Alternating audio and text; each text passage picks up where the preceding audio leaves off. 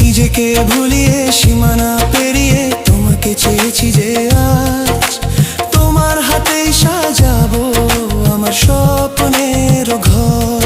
আমি তোমার প্রেমে পড়ে দুনিয়া ভুলে গেছি।